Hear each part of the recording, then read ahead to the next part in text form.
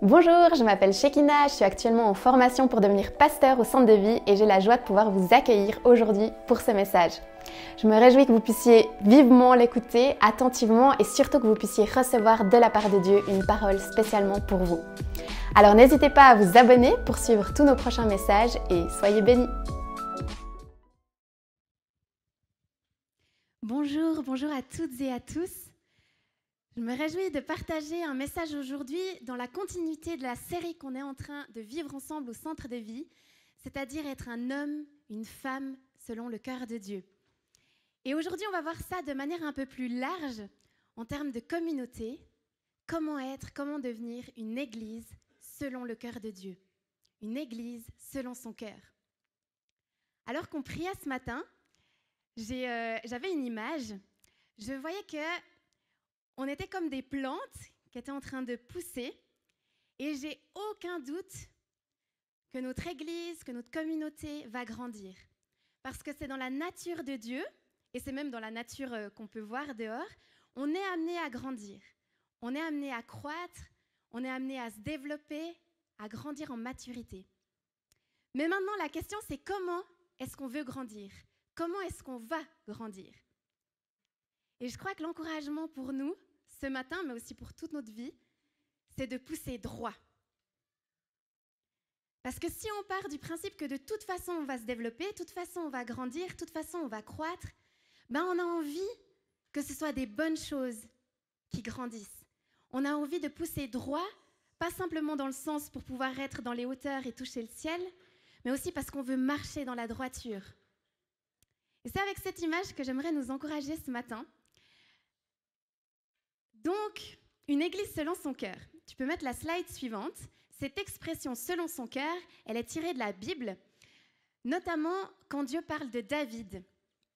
On le voit dans 1 Samuel 13 au verset 14, où l'Éternel s'est choisi un homme selon son cœur, et il l'a destiné à être le chef de son peuple. Cela arrivera parce que tu n'as pas respecté ce que l'Éternel t'avait ordonné. Donc il déclare ça au roi qui est actuellement en place en lui disant « Toi, tu ne m'obéis pas, je vais trouver quelqu'un qui est selon mon cœur. » Et c'est repris dans Actes 13 au verset 22. « J'ai trouvé David, fils d'Isaïe, un homme selon mon cœur qui accomplira toutes mes volontés. » Je pense qu'on pourrait faire des séries entières sur pourquoi est-ce que David est un homme selon le cœur de Dieu. Mais aujourd'hui, je vais me limiter à cette simple définition. C'est parce qu'il est obéissant. Et je prie que pour plusieurs d'entre nous aujourd'hui, ce soit une révélation que l'obéissance, c'est quelque chose de bon. Parce que peut-être que dans notre vie, on a expérimenté des choses, on a été avec des gens, peut-être que ce soit nos parents, dans nos familles, à l'école, dans notre entourage, ou même plus tard au travail, où on a peut-être eu un abus d'autorité, et pour nous, l'obéissance, c'est simplement une soumission dans le sens d'un esclavage. Mais ce n'est pas de ça qu'il est question. C'est d'un cœur tourné vers Dieu, qui est heureux d'être obéissant, parce qu'on connaît notre Dieu, on connaît sa volonté, alors on désire lui obéir. Et ça m'interpelle d'autant plus que Dieu aujourd'hui veut nous parler d'être une église qui soit obéissante selon son cœur, parce que quand on voit la vie de David, c'est tout un roman. On pourrait faire plein de films, il y en a sûrement plein qui ont été faits, parce que c'est toute une aventure. Et il n'y a pas que des hauts, il y a aussi des bas. Parfois, il pêche, il manque la cible, il est vraiment à côté de la plaque de ce que Dieu lui a demandé. Donc on pourrait se dire, mais il n'est pas totalement obéissant. Ben non, parce qu'il n'y a que Jésus qui a été complètement, pleinement obéissant. Mais seulement ce qu'il y avait de juste dans l'attitude de David, c'est quand il se rendait compte qu'il était à côté de la plaque et dans la mauvaise direction, eh bien il se repentait, il retournait dans la bonne direction. Il avait une posture et une attitude d'humilité qui lui permettait de se détourner du péché et de regarder de nouveau à Dieu. Et c'est ça qui plaît au cœur de Dieu. Alors je ne viens pas ici pour dire ce matin, oui, il faut qu'on soit obéissant, il faut qu'on soit une église obéissante, et maintenant, dès aujourd'hui, on va être parfait. Ce n'est pas du tout ça. Non, on va avoir notre cœur qui est porté sur l'obéissance, et les fois où Dieu nous rappelle et qu'on se rend compte qu'on n'est pas dedans, eh bien qu'on ait cette posture d'humilité, où on peut se confesser les uns aux autres, on peut partager là où on s'est planté, se détourner de ça et revenir au cœur de Dieu.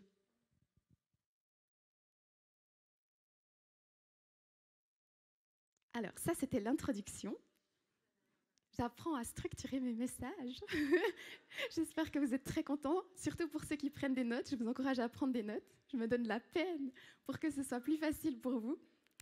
Donc, on peut passer à la slide suivante. J'ai prévu mon message en 3 points. Ta-da-da-da. Je progresse, je grandis. Donc, premier point, un cœur pour servir. On va parler de ça ensuite de les uns les autres. C'est une expression qu'on trouve très souvent dans la Bible et on va creuser un peu plus cette expression-là. Et finalement, qu'est-ce que Dieu est en train de faire? Donc, premier point, un cœur pour servir. Tadam! Pour illustrer ça, j'ai repris une image d'Alain Auderset, un auteur suisse, dessinateur de BD, que tu peux afficher. Alors, oulala. Donc, c'est une goutte d'eau qui parle et qui dit « Je ne suis rien qu'une goutte d'eau dans l'océan. Franchement, tous mes efforts sont ridicules. Autant ne rien faire. » Et finalement, on voit l'image d'après. C'est ce qu'elles dirent toutes. Si toutes les gouttes d'eau de notre planète décidaient que leurs efforts ne suffisaient à rien, on se retrouverait dans une terre aride et sèche. Et j'ai utilisé cette image en guise d'introduction parce que je crois que chacun, chacune, on est appelé à servir. Et si on veut être une église selon son cœur, ça commence par nous. Ça commence par moi, ça commence par toi. Ça commence par développer une attitude, un cœur de service. Et je sais que ce n'est pas évident pour tout le monde parce que malgré le plan magnifique que Dieu avait prévu au départ, vous connaissez sans doute la suite de l'histoire où l'être humain a péché, s'est détourné de Dieu. Du coup, il y a eu les conséquences de cette chute. Et notamment le fait que le travail, qui était censé être quelque chose de bien, est devenu une dure labeur. Le travail est devenu difficile. Donc aujourd'hui, quand on parle de service ou de travail, peut-être qu'en nous, ça ne résonne pas la super magnifique opportunité de ma vie à grandir et à me développer. Mais peut-être qu'on va se dire « Oh non, pas encore, je suis fatiguée, j'ai pas le temps. » Et je pense que si c'est le cas, dans nos vies, on a besoin de restauration. Parce que si on comprend vraiment le cœur de Dieu, l'intention de Dieu pour nous sur cette terre, on va se mettre au travail. On va se mettre au service. Et on a prêché plusieurs fois sur le sabbat, qui est donc ce concept d'arrêter de travailler. Ben, je pense que si on comprend bien le sabbat, si on a bien ce temps de repos dans la présence de Dieu, on a d'autant plus envie de travailler. On a d'autant plus envie de servir. Alors pourquoi est-ce qu'on voudrait développer un cœur de serviteur? Ben déjà parce qu'il y a l'exemple de Jésus. C'est mis dans Matthieu, mais aussi dans Marc, que le Fils de l'homme est venu non pour être servi, mais pour servir et donner sa vie en rançon pour beaucoup. Là, on parle d'un niveau de service. Quand tu donnes ta vie, c'est pas tu donnes 1 heure avant le dimanche matin pour aider à mettre en place le culte. Tu donnes ta vie. Ça, c'est l'exemple. C'est ce que Jésus a mis là-bas, là où il a mis la barre. Et dans Jean 13, versets 14 à 17, Jésus dit « Si donc je vous ai lavé les pieds, moi, le Seigneur et le Maître, vous devez aussi vous laver les pieds les uns aux autres, car je vous ai donné un exemple, afin que vous fassiez comme je vous ai fait. En vérité, je vous le dis, le serviteur n'est pas plus grand que son Seigneur, ni l'apôtre plus grand que celui qui l'a envoyé. Si vous savez cela, vous êtes heureux, pourvu que vous le mettiez en pratique. » Je vais dire un truc qui peut peut-être sembler paradoxal, mais j'ai l'impression que parfois on manque des occasions d'être heureux parce qu'on ne se met pas au service. Parce qu'on a une image qui est tellement tronquée, justement. Mais en fait, Jésus lui-même, il est venu en étant un serviteur, en étant au service, alors qu'il est bien au-dessus de nous. C'est bien lui le maître. Et dans Galates 5, au verset 13, je crois que je l'ai mis. Oui. Frères et sœurs, c'est à la liberté que vous avez été appelés. Seulement, ne faites pas de cette liberté un prétexte pour suivre les désirs de votre nature propre. Au contraire, soyez par amour serviteurs les uns des autres. Ça naît de l'amour, donc ça vient de Dieu.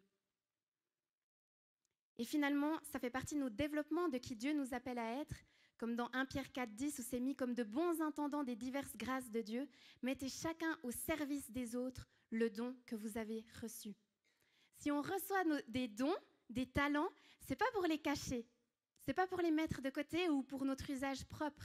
Quand Dieu nous les donne, c'est pour qu'on soit une source de bénédiction pour les autres, et notamment dans le cadre de l'église locale, qui est un excellent terrain d'entraînement. Alors, comment est-ce qu'on veut servir ? Je l'ai dit déjà, mais par amour, et aussi avec joie. Je crois qu'il y a une joie à retrouver dans le service, dans la communion avec Dieu alors qu'on est en train de servir. Je suivais un cours de vocation chrétienne à la Haute École de Théologie, et on parlait de cette notion du travail qui, en fait, dans la pensée biblique, est très différente de la pensée grecque ou d'autres courants de pensée qui étaient là pour dire, oui, plus je vais être riche, plus je vais être important, moins je vais travailler. Dans la pensée juive, dans la pensée biblique, on retrouve un Dieu qui travaille, qui dès le commencement construit, crée, amène des choses à la vie. Et j'aimerais vous inviter aujourd'hui à vous dire, mais et si je travaillais comme pour le Seigneur ? Et si quand je suis au service, dans l'église par exemple, je le fais comme si c'était le Seigneur mon patron ? Et la même chose dans mon travail, que mon travail ce soit d'être à la maison, de chercher du travail, d'être en études ou dans mon entreprise, d'être indépendant, peu importe où est ton secteur d'activité durant la semaine, mais de se dire, et si c'était Dieu mon patron ? Qu'on puisse servir pour lui. Il y a une anecdote à ce propos. Un jour, il y a un directeur de musée aux États-Unis où ils ont annoncé qu'il y avait une grande récession ou je ne sais pas trop quoi, mais des problèmes financiers qui faisaient que les salaires ne tomberaient plus. Alors tout le monde a démissionné de son poste. Mais lui, il est resté. Et quelqu'un lui a demandé, mais comment ça se fait que vous restez alors que vous n'êtes plus payé ? Puis il a simplement répondu, Dieu m'a demandé de travailler là, il ne m'a pas demandé d'arrêter, alors je continue. Il s'occupe de ma rétribution, il s'occupe de mon salaire.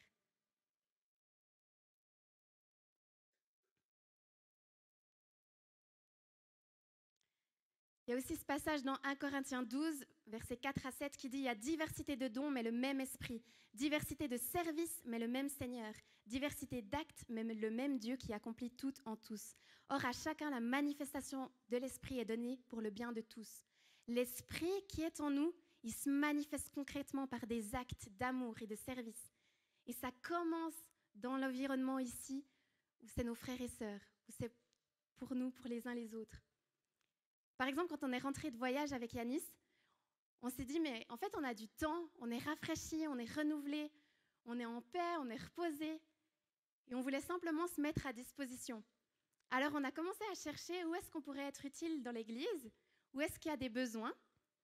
Alors, Yanis, lui, il s'est retrouvé à faire toute la signalétique du bâtiment. Si vous voyez les petites inscriptions là où c'est marqué lounge, vert, grande salle, etc., c'est encore en processus. Eh bien, il fait ça.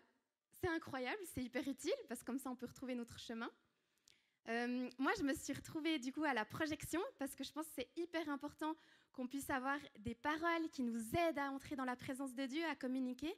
Et je sais qu'il y a un besoin, il y a encore un besoin d'ailleurs à ce niveau-là, parce que des fois, il manque de monde. Et j'ai beau aimer être à la projection et servir comme ça, c'est difficile de le faire là quand je suis ici. Donc, merci Antoine pour aujourd'hui. Et pour toutes les autres fois. Donc, ma question pour toi, c'est « Et toi, où est-ce que Dieu t'appelle à servir ? Quels sont les besoins que tu vois et auxquels tu pourrais répondre ?» Et si ça te fait peur, commence par enlever la racine de la peur. Par exemple, la peur de « Oh, mais j'aurai pas le temps, ça me fait un truc en plus. » C'est surtout pas l'idée de se condamner ou de se flageller encore plus en se disant « Oh, j'arrive même pas à servir. » Non, simplement demander à Dieu « Comment est-ce que tu veux que je serve ? Tu connais ma situation. » Tu connais, je ne sais pas, mes enfants, ma famille, mes problématiques. Tu sais que c'est compliqué pour moi, mais quelle petite chose je peux faire pour que ça entraîne mon cœur au service ? Parce que c'est de ça qu'il est question. Ce n'est pas juste d'agir, c'est que notre cœur soit transformé à l'image de Jésus.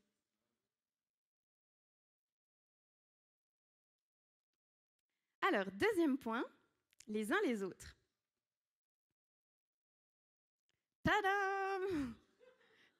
Alors, il y a des dizaines d'exhortations dans la Bible et je vais juste en citer ici quelques-unes.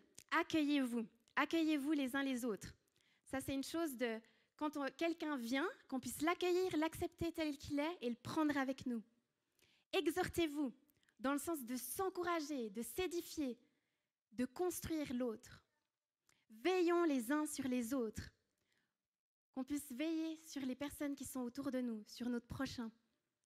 Édifiez-vous aussi dans le sens de construire, de s'édifier, de s'enseigner, de pouvoir aller plus loin ensemble. Celle-là est très intéressante. Estimez-vous mutuellement supérieurs. Alors si on raisonne un peu, on se dit, mais comment ça mutuellement supérieur? Soit toi, tu es supérieur à moi, soit moi à toi, mais comment ça mutuellement? Mais je crois que c'est un principe du royaume, même si ça ne matche pas tout à fait avec nos mathématiques humaines. Comme le fait que quand tu donnes, tu reçois. Ce genre de principe-là. Honorez-vous. Tellement important d'apprendre à s'honorer. Soumettez-vous. Aïe, aïe, aïe, aïe, aïe, aïe. Qu'est-ce que c'est difficile pour notre esprit d'indépendance et d'autonomie de se soumettre les uns aux autres. Et pourtant, c'est aussi comme ça qu'on vit, qu'on expérimente et qu'on démontre le royaume de Dieu. Supportez-vous. Alors moi, j'aime bien parce qu'en français, ça fait genre, faut se supporter, quoi. Mais je crois, à vérifier, mais je crois que c'est plutôt dans le sens de se supporter comme des supporters qui supportent une équipe de foot ou de volley ou peu importe. Mais allez, ça marche les deux. Pardonnez-vous réciproquement. Ok, si on nous encourage à nous pardonner réciproquement, c'est que réciproquement, on va se faire du mal, on va se blesser. C'est un fait, c'est avéré. Alors apprenons à pardonner. Priez les uns pour les autres. Ok, pas seulement prier pour soi ou pour son entourage, mais prier pour les gens qui sont ici aussi dans l'église, pour les frères et sœurs. Consolez-vous, il y a des temps difficiles. Pleurons avec ceux qui pleurent. Des fois, on a de la peine avec ça, surtout dans nos églises évangéliques, parce qu'on a cette idée que si Dieu est là, tout doit aller bien. Si Dieu est là, c'est censé bien se passer, tu es censé être guéri, joyeux, en paix, renouvelé. Oui, bien sûr. Oui. Et comment on fait quand ce n'est pas le cas? Eh bien, qu'on puisse aussi être là les uns pour les autres, se consoler, rire avec ceux qui rigolent, mais aussi pleurer avec ceux qui pleurent. Vivez en paix les uns avec les autres. Aïe, aïe, aïe, aïe, aïe, aïe, aïe. Vivez en paix les uns avec les autres. C'est du travail. Et une autre formulation, mais en plein accord les uns avec les autres. Ce que j'aime bien, c'est que là, on a la version un peu détaillée et plus complexe pour qu'on comprenne bien ce que ça veut dire. Mais en fait, on pourrait tout simplement résumer par la première phrase en haut. Aimez-vous les uns les autres. Aimons-nous les uns les autres.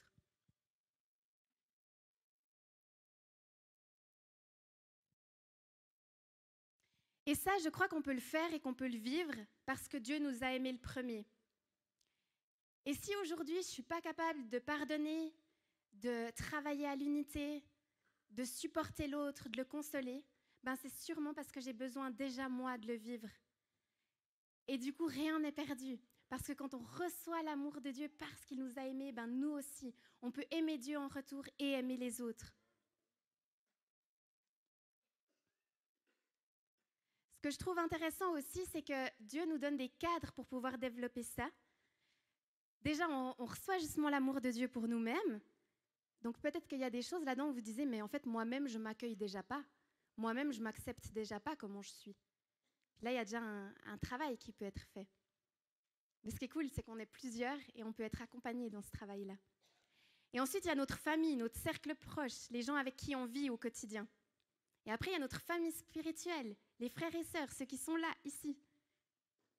Et après, il y a les gens tout autour. C'est dans Galates 6 au verset 10 qui dit « Ainsi donc, pendant que nous en avons l'occasion, pratiquons le bien envers tous et en particulier envers nos proches dans la foi. » Donc, en particulier avec les frères et sœurs, mais après, l'idée, c'est que ça se développe pour tout le monde. D'ailleurs, parfois, c'est à cause de ça qu'il y a des tensions qui sont plus vives entre les chrétiens. Vous avez peut-être l'impression, des fois, s'il y a des disputes avec des frères et sœurs dans la foi, c'est encore plus fort, ça fait encore plus mal. C'est parce qu'en fait, on va encore plus loin. Mais c'est vraiment la marque du chrétien. C'est vraiment ça que Jésus a dit. Il a dit, c'est à cela que tous reconnaîtront que vous êtes mes disciples, si vous avez de l'amour les uns pour les autres. Et puis aussi dans 1 Jean, Jean, il est fan de l'amour et de s'aimer les uns les autres. Il explique plein de choses, c'est hyper intéressant. Vous pouvez lire la version longue de l'évangile de Jean, ou alors juste ces lettres qui sont très courtes, 1 Jean, 2 Jean, 3 Jean. C'est hyper inspirant. Et justement, dans 1 Jean, il dit « Petits enfants, n'aimons pas en parole et avec la langue, mais en acte et en vérité. Voici quel est son commandement, c'est que nous croyons au nom de son Fils Jésus-Christ et que nous nous aimions les uns les autres comme il nous l'a ordonné. Celui qui garde ses commandements demeure en Dieu et Dieu demeure en lui, et nous reconnaissons qu'il demeure en nous à l'Esprit qu'il nous a donné. » Alors moi, une question que je me suis posée, c'est moi j'ai toujours entendu que l'amour, ça ne se commande pas. Peut-être que vous avez déjà entendu ça aussi. Non, mais moi, on ne peut pas me forcer à aimer. Et pourtant, ce n'est pas ce qu'ont l'air de dire et Jésus et les disciples. Parce que tous les écrivains, les auteurs qu'on trouve dans la Bible, dans le Nouveau Testament, ils parlent tous à un moment donné de ça, de s'aimer les uns les autres. Et à chaque fois, c'est un commandement, un ordre. C'est un appel. Et je pense que si c'est comme ça d'une manière directe, c'est parce qu'en fait, ça nécessite une prise de décision. Ça nécessite un choix, une intentionnalité de notre part. Parce que des fois, ça ne va pas être instinctif. Des fois, ça ne va pas être facile d'aimer l'autre qui est en face de nous parce qu'il est soit trop différent, soit trop semblable, par exemple.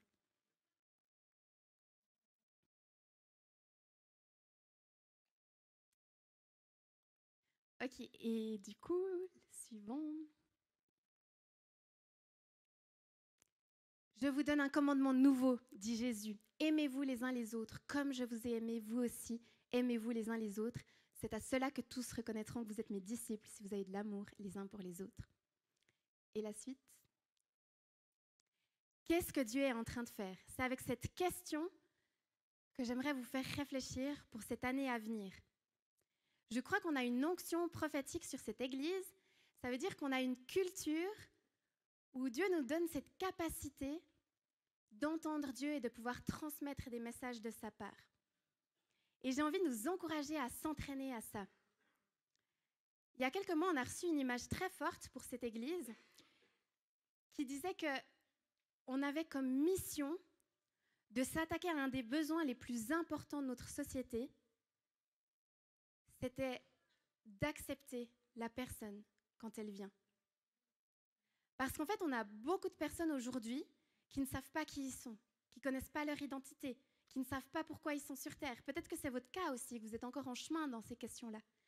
Et on a envie d'être une Église selon le cœur de Dieu, qui obéit à Dieu, qui s'aime les uns les autres et qui accueille aussi les gens que Dieu envoie. Et j'aimerais nous défier avec cette question de qu'est-ce que Dieu est en train de faire, dans le sens de dire mais qu'est-ce que Dieu est en train de faire déjà dans ma vie, dans ma propre vie. Actuellement, c'est quoi que Dieu est en train de travailler? Et ensuite, dans ma famille. Donc dans ma famille, mes frères et sœurs, mes parents, mes enfants, ceux avec qui je vis au quotidien, mes collègues. Qu'est-ce que Dieu est en train de faire dans mon église, dans mon groupe Connect, dans mon groupe de service? Ou même carrément, ce matin, là, on se retrouve ensemble, qu'est-ce que Dieu est en train de faire? On parlait avant avec l'équipe de louanges qui s'est préparée. Moi, je crois que ce que Dieu est en train de faire, c'est de nous rendre plus sensibles à sa présence. Il est en train de nous montrer qu'en fait, les cieux sont ouverts. Et que ce qui nous manque, c'est de le discerner, de le comprendre, de le vivre, de le recevoir. Parce que Dieu, il a beau nous parler, si nous, on ferme nos oreilles, on n'entendra rien. Et je crois qu'il y a vraiment cette perspective prophétique à mettre en place pour nos propres vies, mais aussi justement les uns les autres, de voir en l'autre ce qu'il ne voit pas. Parce que grande révélation, il n'y a pas besoin d'être prophétique pour voir les parts d'ombre chez quelqu'un. En Suisse, on est les champions de l'analyse et de la construction, non, comment on dit, la critique constructive. On est trop fort. On peut aller dans une situation, un événement, rencontrer une personne et tout de suite voir les défauts. Pour ça, il n'y a pas besoin d'être prophétique. Il suffit d'avoir grandi en Suisse, d'avoir appris l'esprit critique. C'est très facile. Par contre, d'aller trouver le trésor dans l'autre, le trésor que Dieu a placé en lui, alors là, ça commence à devenir intéressant. Là, on commence à être différent. C'est comme quand, je crois que c'est Jésus qui dit « Ah, vous croyez en Dieu? Bah, c'est bien, les démons, ils font aussi. » Ah ben tu vois le mal chez quelqu'un? Ouais bah c'est facile. Mais viens commencer maintenant à chercher les perles que Dieu a mis dans cette personne. Alors je ne sais pas quelle notion vous avez, quel concept, quelle culture vous avez du trésor. Moi dans ma tête un trésor ça se cherche. Et des fois il faut creuser.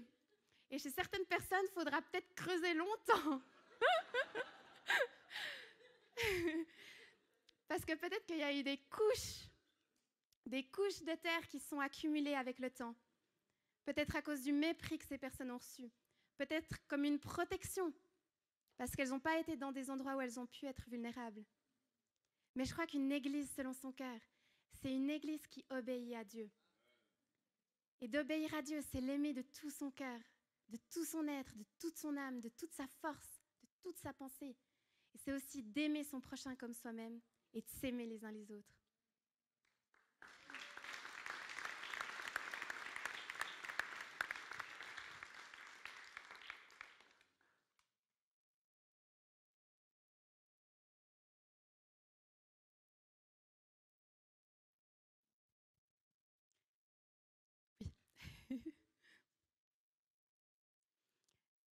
Donc pour terminer, j'aimerais citer ce verset dans Éphésiens qui dit « Soyez donc les imitateurs de Dieu, puisque vous êtes ses enfants bien-aimés, et vivez dans l'amour en suivant l'exemple de Christ, qui nous a aimés et qui s'est donné lui-même pour nous comme une offrande et un sacrifice dont l'odeur est agréable à Dieu. » On aime Dieu. Je crois que si on est là aujourd'hui, c'est parce qu'on a envie de connaître mieux Dieu. Et si on l'aime, on a envie de répandre notre louange, d'être comme un sacrifice avec un parfum de bonne odeur. Et ça passe par le fait d'aimer les autres. Et je crois qu'il y a vraiment cette notion où on en parlait ce week-end avec ceux qui ont participé au week-end sur le Saint-Esprit. Il y a une notion de marche avec Dieu.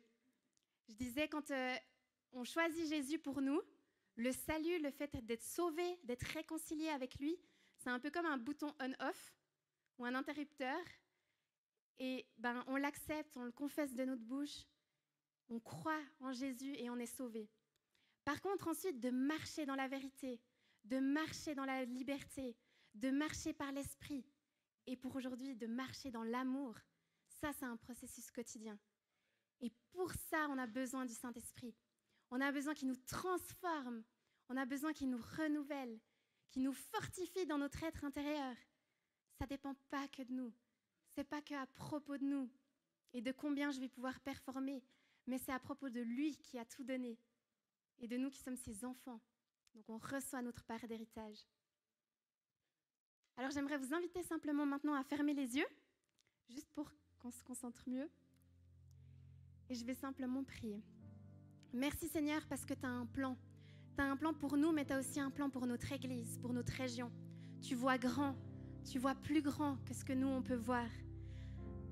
Alors montre-nous comment tu vois les gens qui sont autour de nous. Montre-nous comment tu vois notre prochain. Montre-nous comment tu vois notre collègue, notre voisin, la personne qui est en face de nous dans notre quotidien. Donne-nous des oreilles pour entendre. Donne-nous des yeux pour voir. Donne-nous un cœur bien disposé, qui est prêt à te suivre, qui n'a pas peur de t'obéir, mais qui a confiance, qui n'a pas peur d'aimer, mais qui a confiance en toi. Donne-nous un cœur qui est prêt à servir. Donne-nous un cœur qui est prêt à s'ouvrir, à ouvrir sa maison pour les autres. Donne-nous un cœur plein d'audace. Et donne-nous un cœur réceptif à ta voix, pour qu'on puisse t'entendre, non seulement pour nos propres vies, mais aussi pour ceux des autres, pour ceux qui peut-être ne peuvent pas encore t'entendre. Donne-nous les moyens de toucher leur cœur pour qu'ils soient à même de t'entendre eux aussi à leur tour. Grâce à Jésus. Merci d'avoir envoyé ton Fils. Merci de nous remplir de ton esprit. Merci de ne pas nous laisser seuls. Merci parce qu'il y a toujours de l'espoir. Merci parce que ces commandements, ils sont faits pour qu'on puisse vivre la plénitude avec toi. La plénitude dans la relation avec toi, avec nous-mêmes, avec les autres. C'est pas fait pour nous limiter, nous emprisonner, mais au contraire, pour qu'on puisse vivre en totale liberté. Et je veux prendre autorité maintenant contre toutes les pensées qui sont venues de l'ennemi, contre tous les mensonges qui ont été proférés, contre la vie de cette église, des membres de cette église, des visiteurs qui viennent ici, que l'ennemi n'ait aucune place, aucun droit dans notre vie, qu'on puisse t'entendre clairement, Seigneur. Que s'il y a des ronces, s'il y a des choses qui nous empêchent de pousser correctement, de grandir correctement, que Saint-Esprit, tu viennes les révéler pour qu'elles s'enlèvent. Viens rendre nos cœurs bien disposés à t'entendre, Seigneur. Amen. Quand j'invoque ton